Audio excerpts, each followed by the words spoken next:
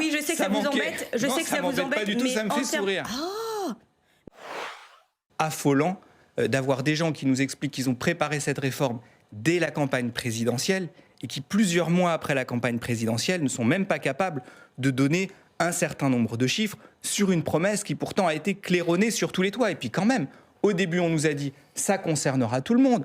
Au début, on nous a dit « ça concernera 1 800 000 personnes ». Et aujourd'hui, on nous dit « ça concernera 40 000 personnes ». Vous savez, il y a eu ce film quand j'étais petit qui s'appelait « Chérie, j'ai rétréci les gosses ». Et là, maintenant, c'est « Chérie, j'ai rétréci la promesse ». C'est-à-dire qu'en réalité, ça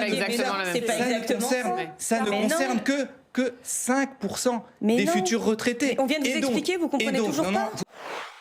Vous savez, partez du principe que les gens qui ne sont pas d'accord avec vous sont aussi intelligents que vous gagnerez du temps. Je pense au contraire que les Français je fais partie des gens. Non, mais là, on débat tous les deux pour le coup. Partez du principe que c'est le cas, ce sera plus simple et vous verrez, ça nous permettra de débattre d'égal à égal. La réalité, c'est que les Français ont très bien compris l'arnaque. Pas seulement sur ça, sur tous les sujets. Sur tous les sujets. Pareil, ils ont aussi compris que ce serait... Ils ont aussi compris que ce serait... Madame Thévenot, à qui voulez-vous faire croire que vous n'avez pas menti?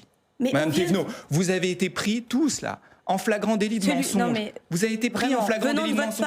Et vous nous expliquez maintenant que vous avez été cohérente sur le sujet. Vous savez, le seul qui a dit la vérité, c'est Franck Riester, ministre des Relations avec le Parlement, qui a admis que cette promesse des 1 200 € de la pension minimale était en réalité quelque chose qui n'existait pas et quelque chose qu'on a vendu aux Français et quelque chose qu'on a vendu aux Français et qui ne correspond pas à la réalité. Les chiffres. Ce qui est lunaire, c'est votre manière de gouverner en vous moquant des Français et en vous payant leur tête en permanence. En termes de moquerie, je vais vous le dire tranquillement.